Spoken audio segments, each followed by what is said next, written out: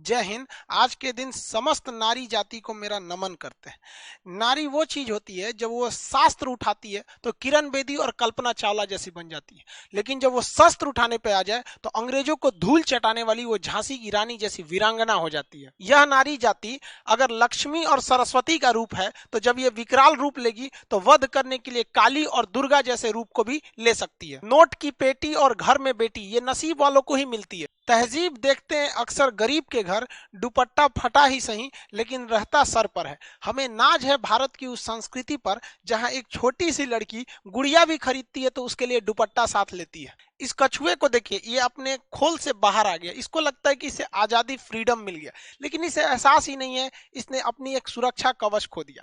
आजकल की जो न्यू जनरेशन आई है ना, वो फ्रीडम को अलग डिजाइन में सोच रही है। उन्हें लगता है कि भाई हमें कपड़े पहनने की जो आजादी मिल जाए वही फ्रीडम है। देखिए, आपको जो पहनने के लिए, ओढ़ने के लिए बोलता है ना, वो इसलिए बोलता है कि भारत में जो लड़कियां होती हैं वो देवता की तरह, देवी मानी जाती है।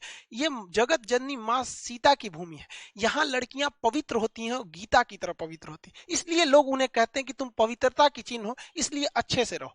आप देखिए, गीता या पुराण जैसे किताबों को इंसान ढक कर रखता है और मामूली अखबार और मैगजीन वगैरह को लोग कैसे भी फेंक देता है, उस पर जिल्द कवर नहीं लगाता है। इसलिए लोग बोलते हैं जो पवित्रता की साइन है, ये हमारी संस्कृति है। और वेस्टर्न कल्चर जो है, वहां लड़कियों को पवित्रता या देवी का रूप नहीं दिया जाता है, इसलिए उनको जो पहनना है पहने, वो करे, वो आजादी है। तो ये हमारी संस्कृति है। और अगर आपको लगता है कि नहीं वेस्टर्न संस्कृति अच्छी है तो गलत है।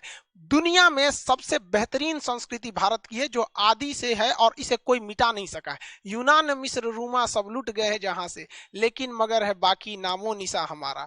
कुछ बात है कि हस्ती मिटती नहीं हमारी, सदियों रहा है दुश्मन दौरे जमा हमारा। भारत में लड़कियों की जिंदगी बड़ा दुविधा में रह जाती है। बहुत वो लोग अपने आप को कॉम्प्रोमाइज करके चलती हैं। जब लड़की घर में रहती है तो उसकी माँ उसे सिखाती है, बोलती है कि ये तो पराए घर जाएगी। बेचारी जब बड़ी होती है, जब उसकी शादी हो जाती है, तो फिर उसकी सास कहती है कि ये तो पराए घर से आई है। बेचारी का खुद का घर भी रहने नहीं दिया लोग, फिर भी वो अपने घर को, जिसे उसकी सास कहती है कि पराए घर से आई है, उस घर को वो घर बनाती है। वरना अगर कोई औरत घर में ना रहे ना, तो घर घर नहीं, एक मकान होता है। उसे अच्छे से सजोने का काम एक महिला ही करती है। घर में सबको, माँ बहन सबको, जितने भी हैं सबको आपस में समन्वय बना के रखना चाहिए। देखिए, घर में ना होता क्या है कि सबको आपस में लेके चलना है। अगर हम दूर तक जाना चाहते हैं तो हमें साथ चलना पड़ेगा, और जल्दी पहुंचना चाहते हैं तो अकेले चलना पड़ेगा। हमारा जो भारतीय समाज था पहले, देखिए जब हमारी अपनी संस्कृति, सारे लोग मिल के रहते थे। और वेस्टर्न कल्चर आया, हम अलग, ये अलग, ये उतना अच्छा नहीं लगता है। माँ बाप सबको, सास ससुर सबको मिलकर रहना चाहिए। एक सास की जो उम्मीद होती है अपने बहू से, वो सोचती है कि मेरी बहू हमको मेरी बेटी की तरह प्यार करे, माने। तो ये एक सास का भी कर्तव्य बनता है कि वो अपनी बहू को बहू ना समझे, बेटी की तरह माने। रिश्ते दोनों ओर से निभाए जाते हैं। हाँ, थोड़ा कम बेस तो दोनों ओर से होगा, उसमें एडजस्ट करना चाहिए उसे, जो पढ़ा लिखा है, जो इसकी सोच समझ अच्छी है। क्योंकि रिश्ते निभाना है, थोड़ा कम बेस होती है। कोई अगर नहीं उतना बराबरी का प्यार दे रहा है तो आप ही कर दीजिए। रिश्ता निभाना है, कोई मुकाबला थोड़ी हो रहा है कि नहीं एकदम बराबरी में ही चलेंगे।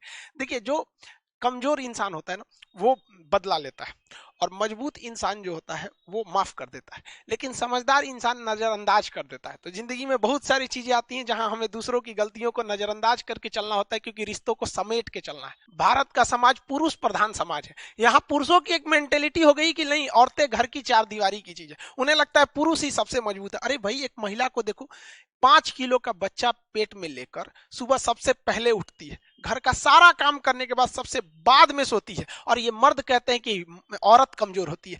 जिस तकलीफ में एक मर्द की मौत हो जाती है ना, उससे 30 गुना ज्यादा तकलीफ होती है एक औरत को जब वो अपने बच्चे को जन्म देती है।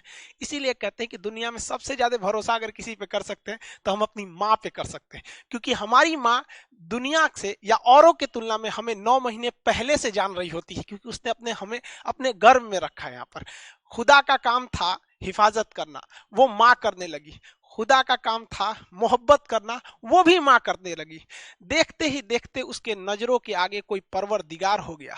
वो बहुत पछताया, बहुत रोया, क्योंकि माँ को बनाकर खुदा खुद ही बेरोजगार हो गया। इंग्लिश में कहते हैं ना, God doesn't present everywhere at every time, so he made mother. और पुरुषों की सोच देखिए, आज महिलाएं को कहते हैं, जब पुरुषों की सोच देखिए, 1947 में देश आजाद हो गया, सारा कुछ हमारे पास आ गया, और पुरुषों को लगता था ये देश को आगे लेके चले जाएंगे। 1947 से 2021 आ गया, अब तक ये लोग देश को उतना आगे नहीं ले जा पाए। जानते हैं क्यों? क्योंकि इन्हें लगता है ये अकेले देश को खींच ले जाएंगे।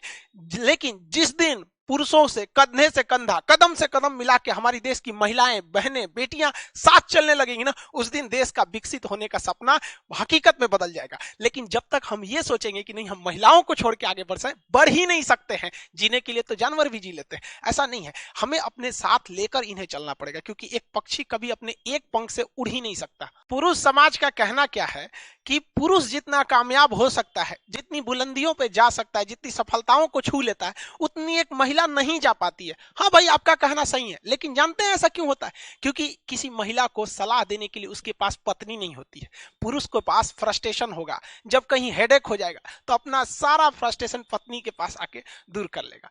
ये चीज किसी महिला को नहीं मिलती, क्योंकि उसका पति उसका फ्रस्ट्रेशन नहीं दूर कर पाता। ये महान होती है महिलाएं, सब कुछ करती हैं। जब से आती हैं बहू बन के, किसी के घर में बेटी बन के, हमारी माँ के रूप में, ये हमारे लिए जीवन पर्यंत करने लगती हैं। बिना किसी स्वार्थ, निस्वार्थ के ये हमारे लिए सेवा करती हैं। इतना सब करने के बावजूद भी बहुत से ऐसे मेल होते हैं जो ऑफिस का गुस्सा आके अपनी पत्नी पे उतार देते हैं। ऐसे लोगों को धिक्कार है। नायाब होते हैं वो मर्द जो गुस्से में भी औरत से बात करने की तहजीब नहीं भूलते। एक औरत बहुत सीधी चीज होती है। कहा जाता है औरत जो होती गाय होती, उसे क्या है, थोड़ा सा कोई इसका केयर कर दे, कभी कुछ खाना बना के लाए तो कोई तारीफ कर दे, खाना थोड़ा सा खराब भी बना है तो तारीफ कर दे कि बहुत अच्छा बना है, उसके कामों को थोड़ा एक बार करेज कर दे, हाँ तुम तो बहुत अच्छा काम कर लेती, उसके किसी चीज के लिए उसमें हमेशा उसकी केयरिंग नेचर में वो इतना ऐसे ही खुश हो जाएगी। उसको नहीं चाहिए ताजमहल हो आज की, कोई नहीं मांगती, बस थोड़ा सा केयर मांगती है आपसे। ये सब चीजें भी अगर कोई पुरुष नहीं दे सकता है तो उसको पुरुष कहलाने से क्या फायदा? समाज में पुरुषों को पढ़ाई पे ज्यादा महत्व दिया जाता है। जब कोई एक पुरुष पढ़ता है तो उससे केवल एक व्यक्ति पढ़ रहा होता है, पूरा समाज नहीं। लेकिन अगर कोई एक औरत पढ़ लेती है तो उससे एक पूरी पीढ़ी पढ़ लेती है। आप ये देखे होंगे बहुत बार कि कोई व्यक्ति है पढ़ा लिखा है, उसकी पत्नी अनपढ़ है, तो हो सकता है कि उसका बेटा अनपढ़ हो सके, पूरा पढ़ाई ना कर सके। लेकिन अगर एक महिला पढ़ी लिखी है तो कभी भी अपने बच्चे को भटकने नहीं देगी, ये एकदम निश्चित है। वहां पर महिला ही, माँ ही हम लोग की सबसे पहली टीचर होती है। हमें स्कूल में क्या करना है, कौन सा ड्रेस पहनना है, नहाना है, माँ से ही तो हम लोग कहते थे आज टिफिन में ये ले जाएंगे। बचपन में जब हम लोग स्कूल जाने का मन नहीं करता था तो माँ कितने प्यार से बहलाती थी, अच्छा ये ले लो, 1 रुपए ले लो। आज जब कमाने लगे तो समझ में आया कि उस लाखों रुपए की कोई अहमियत नहीं है जो स्कूल जाते समय माँ 1 रुपए दिया करती थी। माँ प्यार से भेजती थी स्कूल, बाबू आज तुमको टिफिन में ये बना देंगे, तुम ये खाना लेकिन स्कूल चले जाओ। आज उसी प्यार का, उसी डांट का नतीजा है जो को हम और आप आज जहां भी हैं वहीं है। वो एक औरत ही थी हमारे रूप में, हमारे समाज में वो एक देवी बन के जी रही है। लोग बात बात में औरतों को मतलब नीचा दिखाने लगते हैं, दबाने लगते हैं। ऐसा नहीं है। लड़कियों को भी कहते हैं आपको फ्रस्ट्रेट नहीं होना है, अभी आप कांच है इसलिए चुभ रही हैं। जिस दिन आईना बनेगी ना पूरी दुनिया देखेगी आपको यहाँ पर। और किसी की आलोचना से घबराना नहीं चाहिए, क्योंकि लोग बुराई तभी करते हैं जब आपकी बराबरी नहीं कर सकते, वरना बराबरी करने वाले या अच्छे लोग कभी किसी की बुराई में अपना टाइम बर्बाद नहीं करते। 2 कौड़ी के लोगों को देखेंगे जिसके पास कोई काम नहीं है, वो दूसरे की आलोचना करेगा, बुराई करेगा। हाँ, आप आगे हैं, आप आगे जाके गार्जियन बनेंगे, या जो गार्जियन है अपने बाल बच्चों को डांटते हैं, उन्हें ये कहते हैं कि कभी भी किसी को भी समाज के बीच में नहीं डांटना चाहिए। अगर तारीफ करना है तो समाज के बीच में कीजिए, और अगर डांटना है तो उसे अकेले में समझाइए, क्योंकि बदलना उसे है, दुनिया को नहीं जो दुनिया के सामने दिखा रहे हैं। और किसी को भी आलोचना करते हैं या डांटते हैं तो लास्ट में उसको कुछ प्रशंसा भी कर दीजिए कि देखो तुम ऐसा गलत करते हो लेकिन तुम पहले तो अच्छे थे, फिर भी कर सकते हो, ताकि उसे ऐसा ना लगे कि आप उसे डांटने के व्यू से कर रहे थे। आप अपनी बातों को करके अच्छे से समझा के चलिए। इस देश को हम सारे परिवार की जरूरत है। ये देश है ना एक ट्रेन की तरह होता है, हर परिवार इस ट्रेन का एक चक्का है। एक भी पहिया अगर सही से नहीं चलेगा इस देश को बहुत तकलीफ होगी। समाज के सारे लोगों को कहते हैं भाई दूसरे की बुराई निंदा नहीं करनी चाहिए, क्योंकि देखिए दूसरे की बुराई करने से बेहतर है खुद को सही कर लेना चाहिए। अगर हम खुद को सही कर लिए तो इस समाज से एक बुरा व्यक्ति, एक बुरा इंसान कम हो जाएगा। लोग दूसरे में बहुत कमियां निकालते हैं, चलो एक मुलाकात आईने से करते हैं। हम अपने लाख बुराइयों के बावजूद अपने से खुद से इतना प्रेम करते हैं, तो समाज के कुछ लोगों की कुछ कमियों की वजह से हम उनसे नफरत या उनसे द्वेष भाव को क्यों रखते हैं? आजकल हम उन स्टूडेंट्स या उन लड़की लड़का सबको कहेंगे, आजकल कॉलेज वगैरह में लोग देखते हैं तो इन लोग को मतलब आजकल एक एक प्रेम एक फैशन हो गया। भैया प्यार तो राधा और कृष्ण का अधूरा रह गया था, तो फिर मानो क्या चीज है। ये एक ये जो आप देखते हैं, अभी जिंदगी बहुत छोटी है, अभी बहुत से लोग आएंगे आपकी जिंदगी में, टेम्पोररी लोग आएंगे और परमानेंट लेसन सिखा के जाएंगे। बहुत सारी ऐसी घटनाएं होती हैं, लोग कहते हैं कि वो हमको छोड़ के चला गया या वो हमको ये हुआ। देखो भाई, देखिए आपके अपने आप को कभी छोड़ के नहीं जा सकते, और जिन्होंने आपको छोड़ कर गया वो कभी अपने ही नहीं थे, वो आपके पराये थे। जो गर्ल्स अभी छोटी हैं, स्कूल कॉलेज वाली लाइफ में है, अभी आप लोग को कहते हैं कि आप लोग खाली वक्त में कुछ कुछ चीजें सीखा कीजिए, या आगे जाके आपको बहुत काम करेगा। क्योंकि जब शादी ब्याह होगी, आगे जब आप ससुराल में जाएंगे, तो आपके अंदर अगर हुनर रहेगा ना, तो आपकी बहुत सारी गलतियों को वहां लोग नजरअंदाज कर देंगे। पहले वक्त में देखिए, सिलाई हो गया, आपकी कुकिंग का चीज हो गया, पेंटिंग वगैरह, ये सब चीजें जो होती है, ये एक इंटरनल खूबसूरती होती है, और ये इंटरनल ब्यूटी इतनी अच्छी होती है ना कि इसको मेकअप की कोई जरूरत ही नहीं पड़ती है।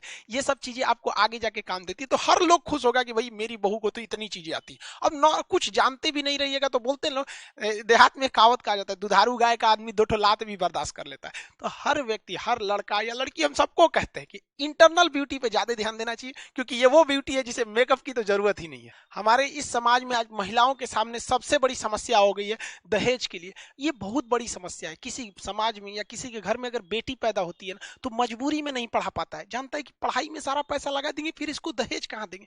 अरे उन मर्दों को कहते हैं यार, दहेज लेने से बेहतर है जिम्मेदारी लो, वरना मोछ रखना मर्द थोड़ी होता है, मोछ तो कुत्ते और जानवरों को भी होते हैं यहाँ पे। और आप सारे गार्जियन से हम हाथ जोड़कर विनती करते हैं, जिनकी भी बेटियां हैं, अगर आपसे कोई दहेज मांगता है ना, तो उसको भीख दीजिए, भीख। अपनी बेटी मत दीजिए उसको, क्योंकि पैसे से आप अपनी बेटी ने, देखिए पैसे से कोई किसी की खुशियां नहीं खरीद सकता है। आप वैसे लड़के को दीजिए जिसके अंदर इंसानियत हो, जो आपकी बेटी को अपना जीवन साथी की तरह स्वीकार करे, ना कि उसे पैसे की तरह तौल सके उसे।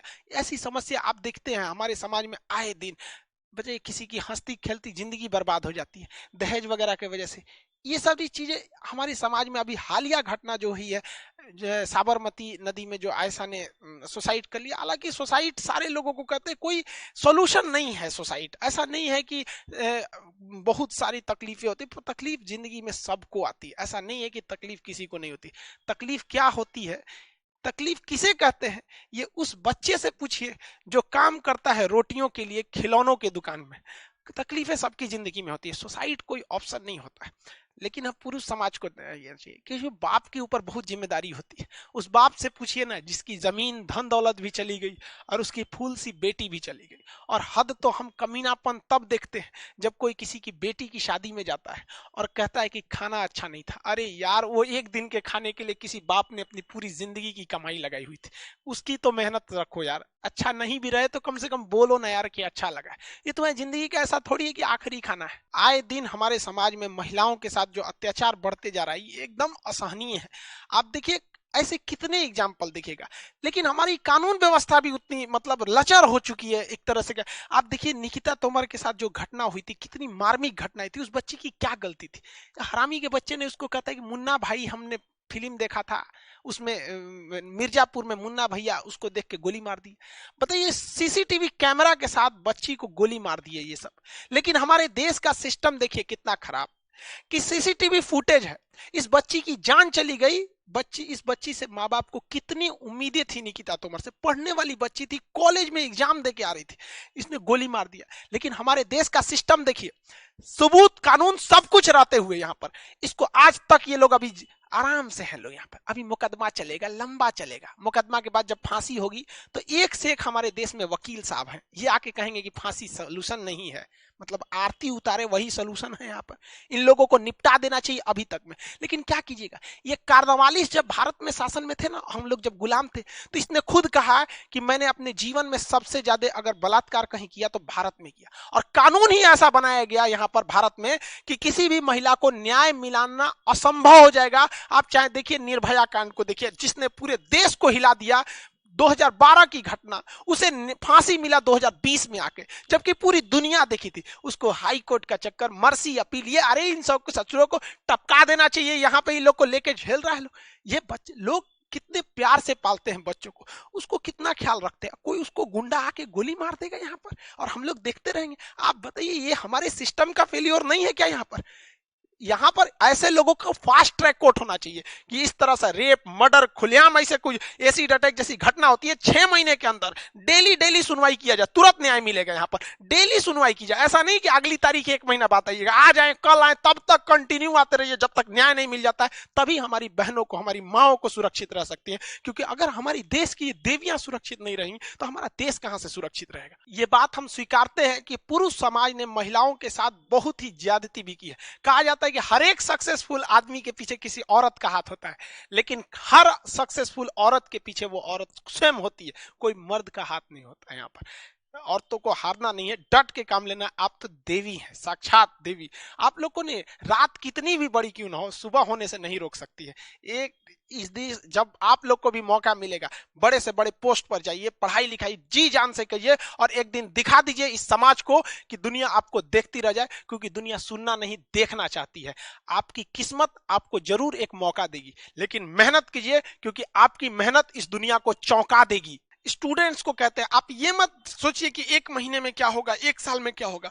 आप ये सोचिए कि अभी जो 24 घंटा आपके पास, इसमें आप क्या कर सकते हैं इस 24 घंटे के अंदर अंदर, क्योंकि कुछ पाने के लिए कुछ खोना नहीं बल्कि कुछ करना पड़ता है। इस समाज का एक दस्तूर है कि आप कब सही थे ये कोई याद नहीं रखेगा, लेकिन आप गलत कब थे ये कोई भूलेगा ही नहीं। तो इस दस्तूर है, ये सबके साथ होता है, इसे लेकर चलना है। समाज के जब दर्द और कड़वी बात जब ये दोनों सहन होने लगे आपसे, तो समझ जाइएगा आप जीना सीख गए। हम भी कभी कभी महिलाओं को, लड़कियों को कुछ कुछ बोल देते हैं, आप बुरा नहीं मानेंगे। देखिए क्लास की भी जो लड़की रहती है वो भी समझती है, देखो भाई हमारे साथ भी एक खराबी क्या है, भगवान ने हमको बहन ही नहीं दिया। अब आप बताइए हम झगड़ा किससे करें।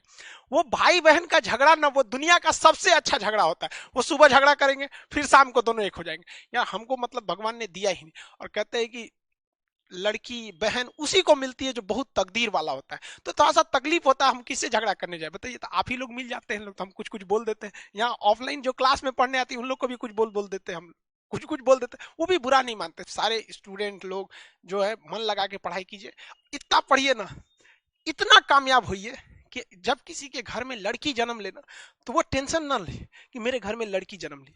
वो आपका एग्जाम्पल दे कि मेरी बेटी है, मेरी बेटी किरण बेदी बनेगी, मेरी बेटी ये बनेगी, कल्पना चावला बनेगी।